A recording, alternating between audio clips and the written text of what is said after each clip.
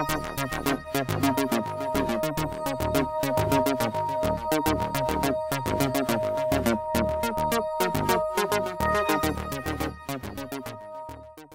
gūtu ekstrēmas izjūtas, obligāti nav jādodas tālām zemēm vai jākāpj augstu kalnos.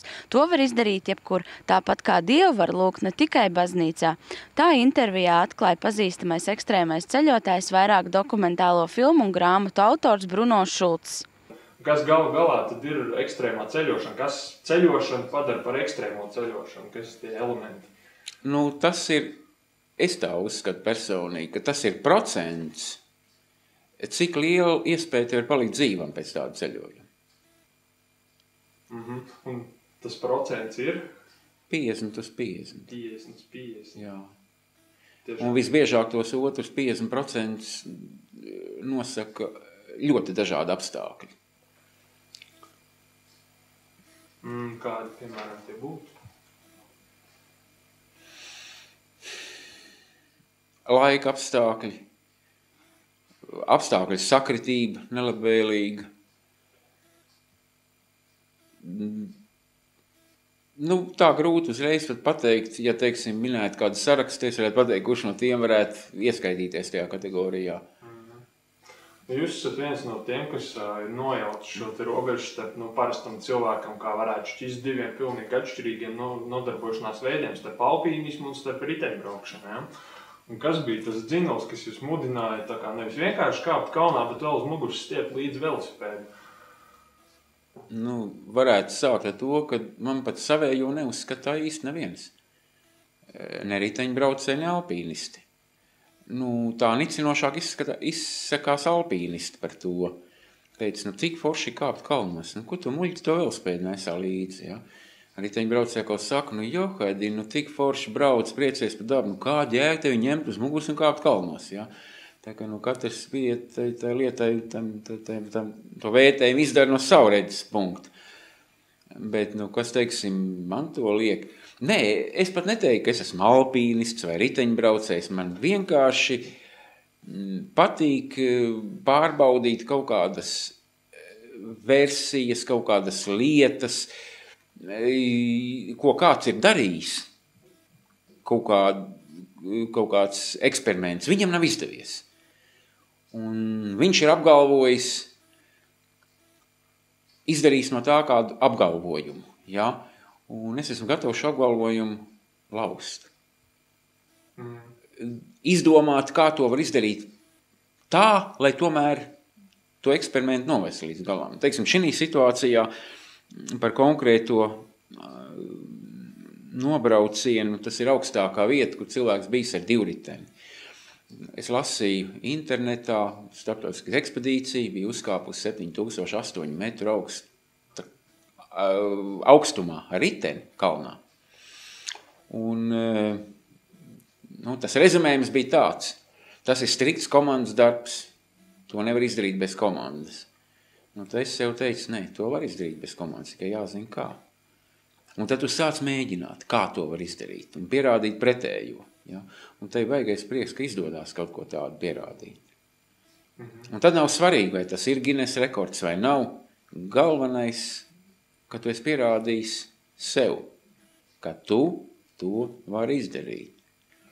Un ja tu kaut ko vari izdarīt, tad tas tev dod pārliecību par saviem spēkiem, jebkurā jomā, jebkurā gadījumā. Nu, es jau tā arī saku savās uzstāšanās reizēs, ka nav jau obligāti pēc, teiksim, grāmatas izlasīšanas vai filmas izveidošanas, noskatīšanās, ja, ka nav jau obligāti jāņem visiem tagad riteņi un jākāp kalnos, lai kaut ko pierādītu. Es aicinu katru cīnīties par savu mērķi. Vienalga kādu, kaut pašu mazāko, bet cilvēkam ir jātiek sev pāri, jāpierāda. Es to varu, ja es varu to, tad es varu jebko. Ja, tas ir svarīgi. Nu, manā uztverē tas ir svarīgi. Ceļot jau daudziem patīk, bet vairums izvēlās tomēr atpūsties komfortablās viesnīcās un spā. Un kā jums vispār radās šī doma, kad jūs sākāt ceļot, kā jums radās doma, kad jūs gribat ceļot savādāk, jūs gribat ceļot tā, kā jūs to darat tagad, izbaudīt to autentiskumu varbūt? Nu, lieta ir tāda, ja es kaut kur aizbraucu, es ieraugu kādu vietu, ja. Es apsēžos, piemēram, ielas malā Ēģiptē, es eju par pilsētu. Es apsēžos vienkārši trotuāru malā, pētu cilvēks, kas iet garām, izbaudu atmosfēru, sajūtu smaržas.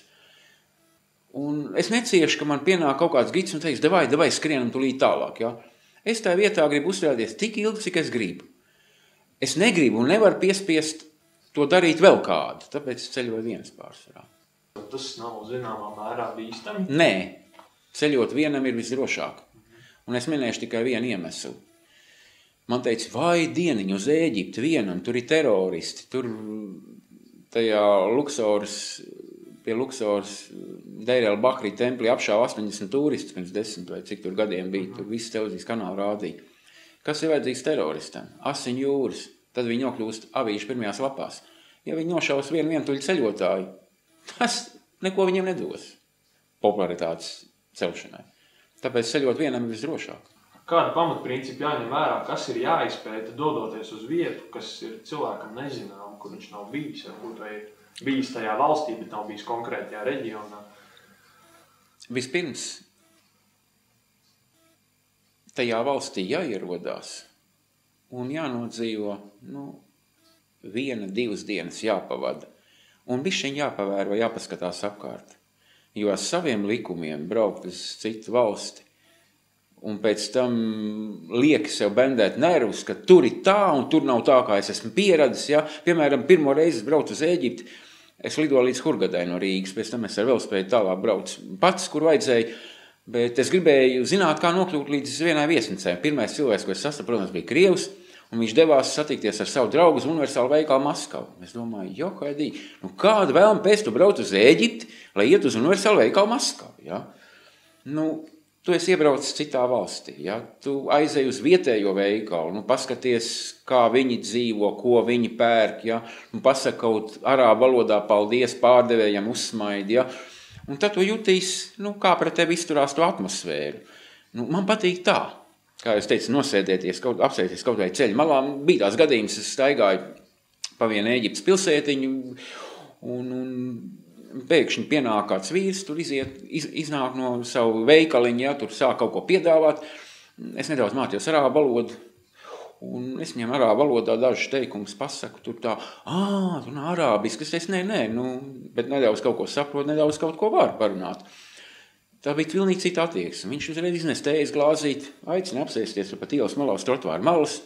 Mēs vienkārši tā neko īpaši nerunādām, sēdējām tur ielas malā, un viņš man paskatās man, forši, es teicu, forši, feili, mēs sēžam, kā draugi, ja. Tā ir kolosāla sajūta, ja, un tad tu iejūties tajā vidē, tad tu tā tiešām var sākt izjust to. Tās smaržas, to zemi, to.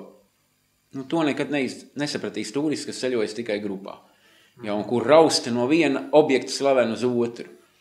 Ja, teiksim, tie, kas brauc atpūsties no tāda mērķi, protams, tur ir ģimenes ar bērniem, tas cits jautājums, bet tādi, kas kolekcionē valsts un dzīvo, kā es saku, turisti rezervātos, ja, kur ir tāds milzīgs žoks apkārt, un tam viņš tur savā baseinā peldās tur 2 nedēļas, un neko citu neredz faktiski. Un tad caur autobusu logu, tam viņš bišķi paskatās, kas tur uz tām ielām notiek. Un tas attaisīs gudrs seju, tad stāst citiem, es biju Ēģiptē. Nekur viņš nav bijis. Jā. Un kāda ir bijis līdz šim ekstrēmākā pieredze, tas pats 7000 nieks ar riteni? Nē, ekstrēmākā pieredze bija 1995. gadā, kad es braucu uz Kaukāzu un no Rīgas braucu ar vilcienu uz Maskavu, un man bija jātiek līdz mūsu vēstniecībai. Es saliku velospēdu un caur Maskavas centram ar 2 riteni braucu uz mūsu vēstniecību. Tas bija mans trakākais brauciens mūžā. Iedomājieties, tā viss tev 100 iet garam, 3 joslas katrā pusē, un tu kā Kremlu ar velospēdu un visu uz tevīm lūri, jo tu esi vienīgais tāds. Tas bija ekstrēmi. Latvijā mums augstu kalnu nav, tūkstneši arī nav, bet vai jūs mēdzat ceļot arī pa Latviju, patām mūsu zemi? Bija tāds interesants gadījums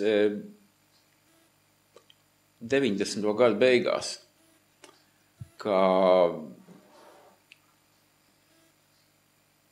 vispirms es uzkāpu Eiropas augstākajā kalnā Elbrusā ar 2 riteni. Un tikai pēc dažiem gadiem es uzkāpu Gaiziņā ar 2 riteni.